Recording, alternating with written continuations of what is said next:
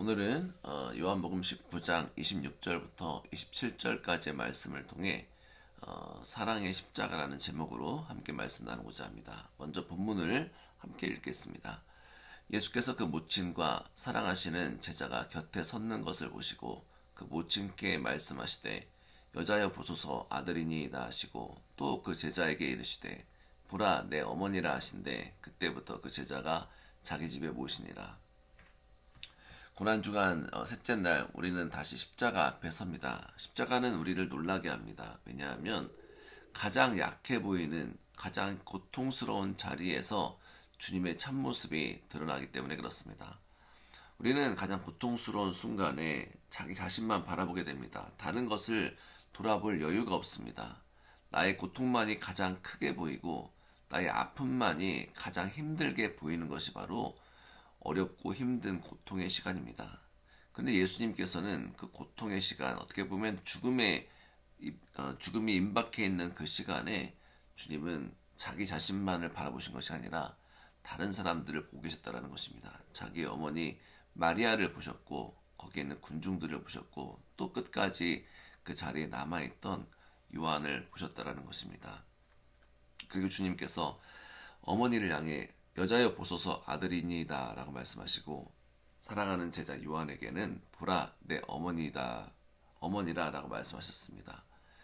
예수님께서는 마지막까지 어머니를 외면치 아니하셨습니다. 혼자 남겨질 것 같은 그 어머니를 요한에게 책임지게 하셨다는 것입니다. 그런데 이 말씀은 단순히 한 어머니를 향한 효심의 이야기를 하는 것이 아닙니다. 예수님께서 이 말씀을 하신 것은 새로운 가족이 십자가 위에서 탄생했음을 선포하는 것입니다. 예수님은 피로 맺어진 가족만을 말씀하신 것이 아닙니다. 예수님 안에서는 새롭게 맺어지는 가족들이 있다는 것입니다. 마리아와 요한이 피 한 방울 섞이지 않았지만은 예수님께서는 그들을 어머니와 아들로 묶어주십니다. 여러분, 십자가는 죄인을 하나님께로 데려올 뿐만 아니라 서로 낯선 사람들, 서로 다른 배경을 가진 사람들을 한 가족으로 묶어놓는 놀라운 은혜가 있습니다. 주님은 십자가 위에서 각각의 다른 사람들을 새로운 공동체로 만든다는 것입니다.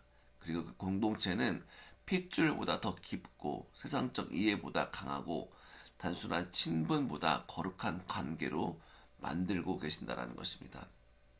그래서 저는 우리 상수교회가 다양한 사람들이 모여서 하나의 마음을 이루는 비빔밥 같은 교회가 되기를 원합니다. 각자 채소가 다르고 과일이 다르고 밥이 다 다른 모습을 갖고 있지만은 각자의 모습들이 모여 하나의 이 양념장을 통해서 뭉쳐지고 하나가 되었을 때에 가장 맛있는 음식의 맛이 나듯이 상속교회가 그런 교회가 되기를 간절히 바랍니다. 교회는 단지 같은 장소에 모이는 사람들의 모임이 아닙니다. 교회는 예수 그리스도의 피로 묶인 가족입니다. 교회는 취향이 비슷한 사람들끼리 모인 동아리가 아니라 십자가 안에서 서로 새롭게 은혜를 받은 사람들의 공동체입니다. 그래서 교회가 교회되게 하는 것은 프로그램도 규모도 분위기도 아닙니다. 교회가 교회되게 하는 것은 십자가가 만들어낸 사랑의 관계입니다. 바로 예수님께서 보라 내 어머니라 보라 내 아들이니이다 라고 말씀하신 그 관계가 바로 교회에 시작된 것입니다. 우리는 이것에 대해서 깊이 생각해야 될 이유가 있습니다. 왜 요한이 이 부탁을 받았겠습니까? 복음서에 보면은 그가 예수님 곁에 서 있었다라고 말씀하고 있습니다. 다른 제자들은 대부분 흩어졌습니다. 두려움과 실망과 자기 길을 찾느라 십자가를 떠났습니다. 그런데 그 십자가 밑에 남아있는 한 제자가 있으니 그가 바로 예수님이 사랑하셨던 요한이라는 것입니다.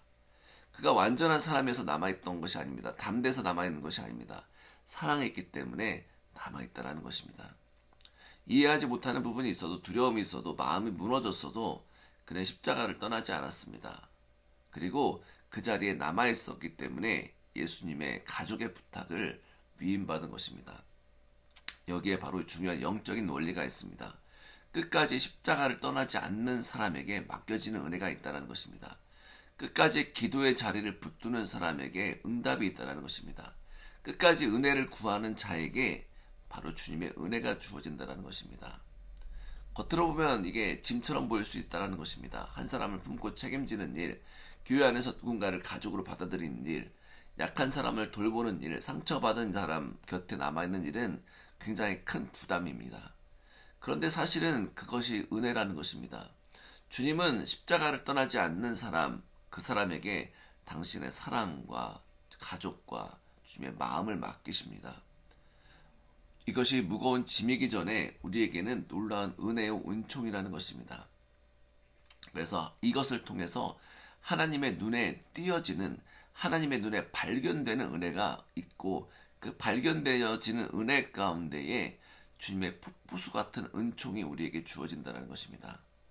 우리는 신앙생활하면서 기도 가운데 내 문제 해결해 주십시오, 내 가족 도와주십시오, 나를 붙들어 주십시오 라고 많이 기도합니다. 물론 굉장히 귀한 기도입니다.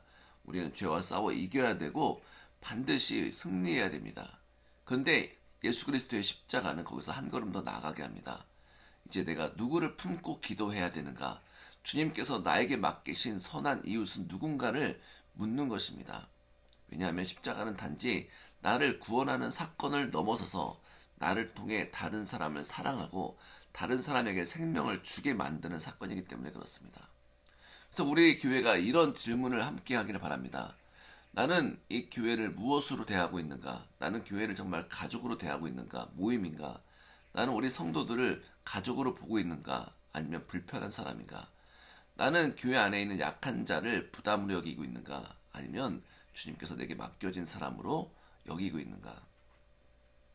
사실 이 질문 가볍지 않습니다. 우리의 말과 태도와 판단이 이 질문의 답에 다 드러나기 때문에 그렇습니다.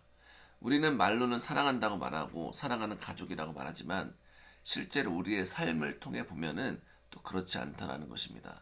쉽게 사람을 단정하고 비평하고 정죄하기 마련이라는 것입니다. 그리고 잘라냅니다. 하지만 가족은 그렇게 하지 않습니다. 가족은 쉽게 잘라내지 않습니다. 가족은 불편에도 함께 있고 상처가 있어도 포기하지 않고 시간이 걸려도 기다립니다. 왜 그런 줄 아십니까? 가족이기 때문에 그렇습니다. 죽을 때까지 끊어낼 수 없는 것이 가족이라는 것입니다. 예수님은 십자가 위에서 교회를 바로 그런 가족으로 세워주셨습니다. 따라서 우리가 교회를 대하는 방식은 결국 우리가 십자가를 얼마나 알고 있는지를 보여주고 있다는 것입니다. 이 고난주간, 그래서 우리는 사랑의 십자가 앞으로 나아가야 됩니다. 개인적인 구원으로서만 이 십자가를 생각하는 것을 넘어서서 이제 나를 향한 구원의 사건을 가진 그 십자가를 넘어서서 반쪽짜리 십자가를 보는 것뿐만 아니라 이제는 십자가 앞에서 내가 바라보는 눈이 바뀌어야 됩니다. 서로를 바라보는 눈이 바뀌어야 합니다. 교회에게 바라보는 눈이 바뀌어야 됩니다. 교회가 나를 위해서 무엇을 해줄까를 바라보는 것이 아니라 내가 주의 몸된 교회를 위해서 무엇을 할지를 생각해야 된다는 것입니다. 십자가는 나를 용서받는 자로 만들 뿐만 아니라 다른 사람을 가족으로 받아들이게 하고 공동체를 나의 한 부분으로 만들어 주기 때문에 그렇습니다. 그래서 십자가는 내 죄를 씻어줄 뿐만 아니라 내 이기심을 깨뜨립니다.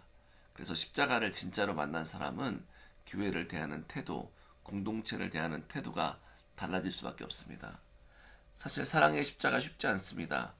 어떤 십자가는 고난의 형태로, 어떤 십자가는 손해의 형태로, 어떤 십자가는 오래 참음의 형태로 우리에게 다가옵니다. 그리고 어떤 십자가는 바로 사람을 품는 형태로 다가옵니다.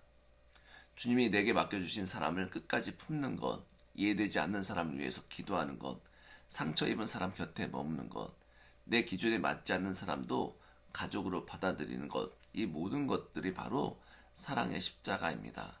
그런데 이것은 자연스럽게 될 수 없습니다. 내 성품은 이것을 이룰 수 있는 성품이 아닙니다. 결국 무엇이 십자가의 사랑을 경험해야만 이것이 가능하다는 것입니다. 그래서 우리는 주님 앞에 자꾸 나와야 됩니다. 기도해야 됩니다. 말씀을 묵상해야 됩니다. 하나님의 사랑이 내 안에 깨달아지고 경험되어지고 폭포수처럼 내 안에 충만하게 임해야 됩니다. 바로 그때에 주님께서 우리에게 명령하신 내 이웃을 내 몸과 같이 사랑하라는 그 말씀, 그것을 지킬 수 있습니다. 주님께서 오늘 우리에게 말씀하고 계십니다. 보라 내 형제라, 보라 내 자매라, 보라 내 어머니라, 보라 내 아들이라. 이 말씀은 십자가 아래에 끝까지 남아있는 자에게 주어집니다. 십자가를 외면하지 않는 사람, 고통의 자리를 포기하지 않고 피하지 않는 사람, 주님의 사랑 곁에 머무는 사람에게 주어집니다. 예수님 오늘 또 이 상소교회를 그렇게 세워가십니다. 큰 능력을 바라보는 것이 아니라 한 사람 한 사람에게 맡기시는 방식이 다 있습니다. 세밀하게 맡기십니다. 눈물 흘리는 마리아를 요한에게 맡기시고 요한에게 마리아를 품을 책임을 맡기시는 방식으로 세워가십니다. 그래서 오늘 우리가 큰 능력을 구하는 것도 중요하지만은 주님께서 오늘 우리에게 말씀하신 것들을 순종하고 신실하게 살아가는 것, 바로 그 한 걸음 한 걸음을 통해서 말씀이 세워지고 기도가 세워지고 동시에 서로 맡고 품는 사랑이 세워진다는 것입니다.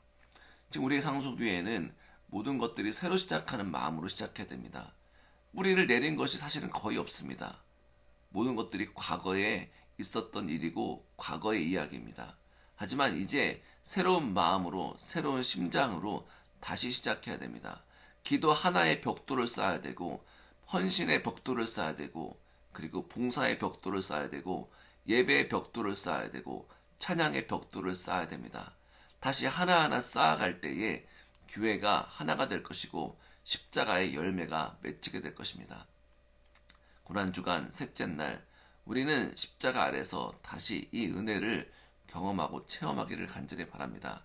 끝까지 십자가를 떠나지 아니하고 그 자리에서 주님의 말씀을 듣고 주님 앞에 정직하게 나아갈 때에 주님께서는 우리를 통해 이 상소교회를 통해 하나님의 은혜를 부어주실 것이고 이 공동체를 통해 어떠한 사람이 들어오든지 변화되는 놀라운 은혜와 주님께 돌아가는 회복되어지는 은혜가 있게 될 줄 믿습니다. 그 은혜가 이 아침에 충만하게 있기를 간절히 소망합니다. 기도하겠습니다. 주님, 우리가 십자가를 끝까지 붙듭니다. 기도의 자리를 끝까지 붙듭니다.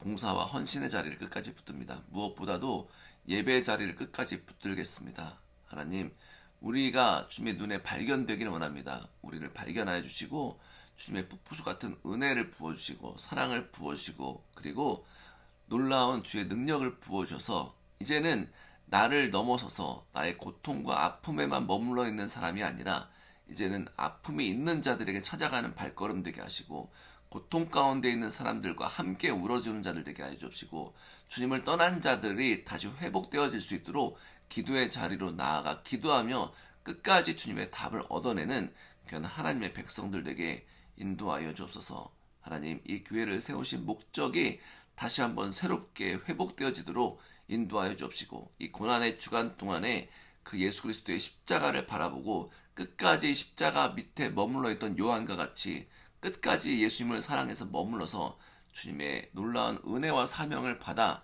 사명대로 살고 은혜대로 살고 복음으로 살아가는 귀한 하나님의 교회 될 수 있도록 인도하여 주옵소서.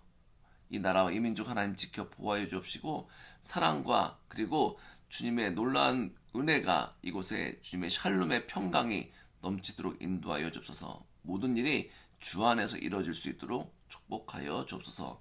모든 것을 감사드리며 예수님의 이름으로 기도하였습니다. 아멘.